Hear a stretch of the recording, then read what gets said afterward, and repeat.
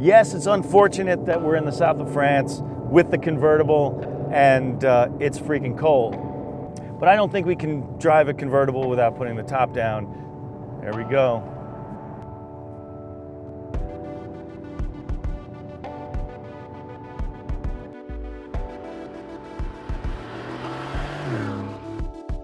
Ah, the south of France. Some are home to the heirs and heiresses of cosmetics fortunes and vast industrial empires built on champagne, fancy luggage, and the global distribution of runny cheeses.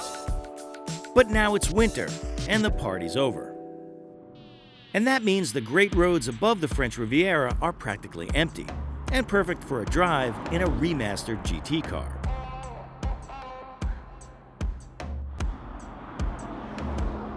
Yes, nothing can unhitch your twisted-up mind from the grinding stresses of the modern world like a drive on a great road in a really good GT. Make it a convertible, and the open air might have you forgetting that divisive politics or vegetable lasagna or keep it 100 fam tote bags even exist.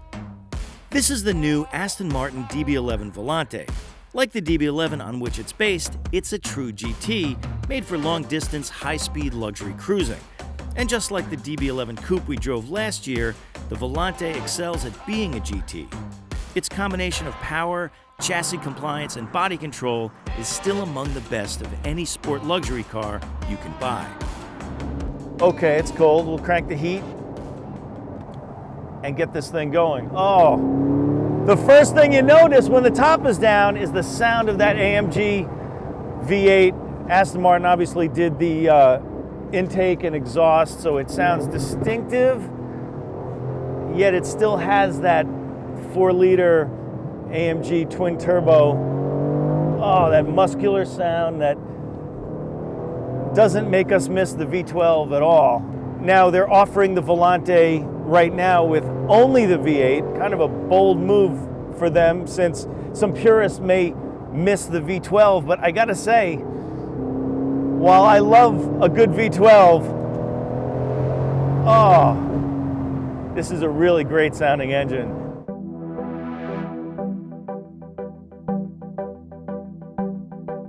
For now, let's put aside how designers kept the Volante's proportions so damn perfect while still jamming an entire convertible top assembly back there, and still leaving room for a decent-sized trunk.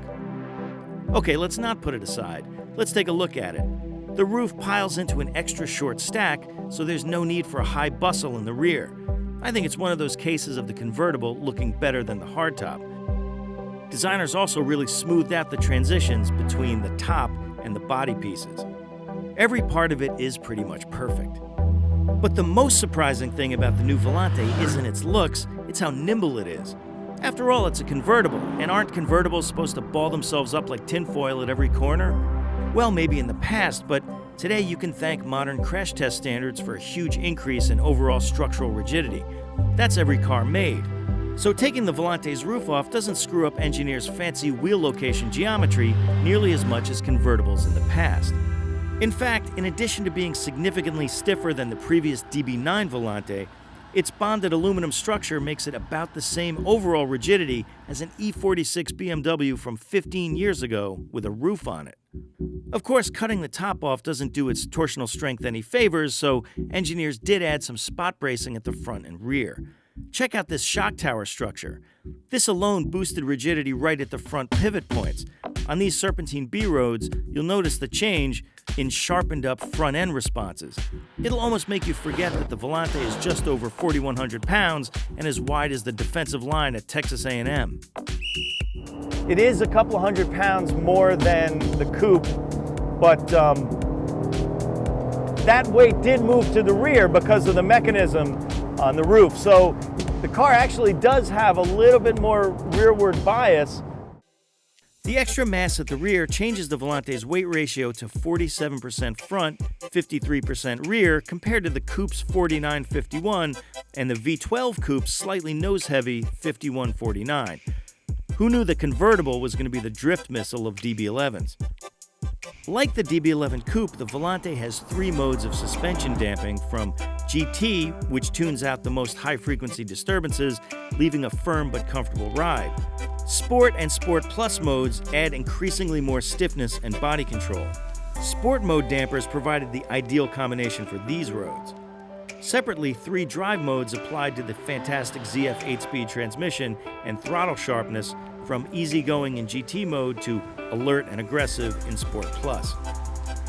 A 0 to 60 figure of 4.1 seconds doesn't quite tell the whole story of how quick the Volante feels. With loads of torque piled into the 2,000 to 5,000 RPM range, what it lacks in fine-tuned throttle response makes up for in a tidal wave of power.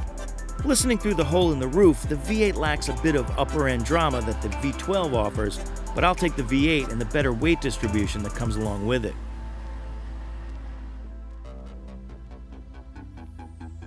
Inside, materials are typical Aston Martin quality, although a few plastic bits and Stuttgart's own command touchpad and rotary controls are the trade-off for having proven German electronics behind the dash.